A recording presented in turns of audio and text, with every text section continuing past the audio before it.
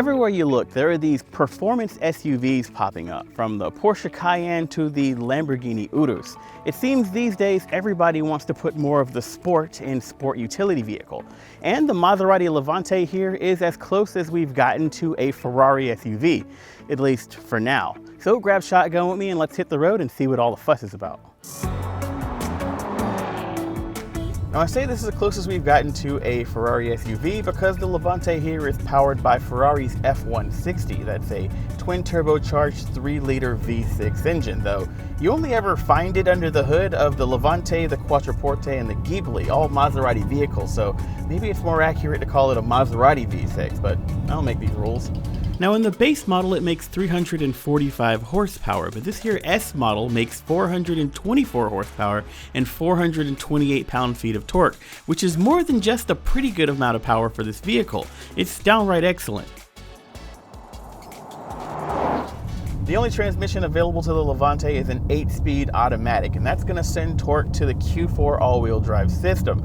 And because this is a sporty SUV, it has a rear bias. It only sends power on demand to the front axle when you need it for cornering or launching or something like that. Also on the rear axle is a limited slip differential, standard equipment again, and that's going to make putting down power in the corners feel a little bit more dynamic. When you're in the corners, you'll also be able to take advantage of a standard dynamic suspension with air ride control, and that's going to give you 5 different levels of ride height adjustment. The standard setting is pretty sporty. When you put it in the sport setting, it drops a little bit for better aerodynamics, and there is an access height that makes it easy to get in and out of the car.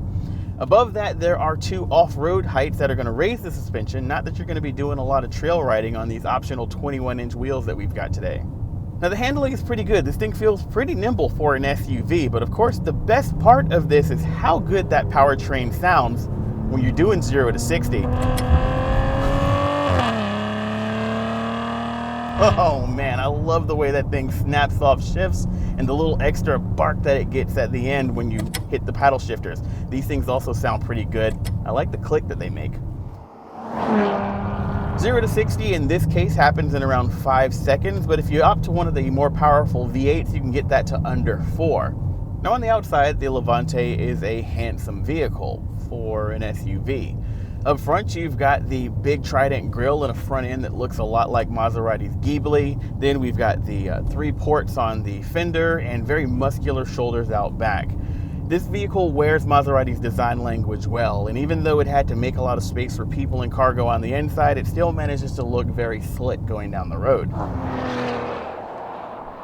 On the inside, we've got a really high quality interior, though maybe this black on black color scheme doesn't do the best job of showing that off. There are a couple more wild color schemes that you probably want to look at if you're interested in this vehicle that show off the leather a little bit better. And this vehicle does a much better job than maybe the Ghibli at hiding some of its Fiat Chrysler Group parts bin materials. For example, this Maserati Touch Control Plus infotainment system in the dashboard is clearly Uconnect 8.4. But that's fine because Uconnect 8.4 is a really good infotainment system. It's simple, it's easy to use, and it's got all the features that you might need to get down the road. And with standard Android Auto and Apple CarPlay, you can add the apps that it doesn't have along just by plugging into the USB port. We talk more about this system in a separate video, but some other FCA parts that I've sort of noticed around are this steering wheel. It's a bit big and a little bit thin in my hand, and you can tell that it's from the parts bin because you've got the volume controls and skip on the back that you toggle with your fingers.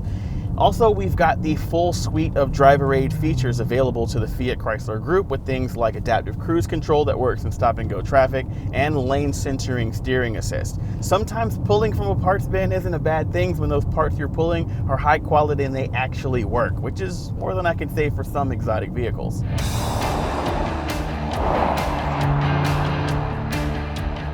This vehicle is going to compete with the likes of BMW's X6, Porsche's Cayenne, and other performance luxury SUVs.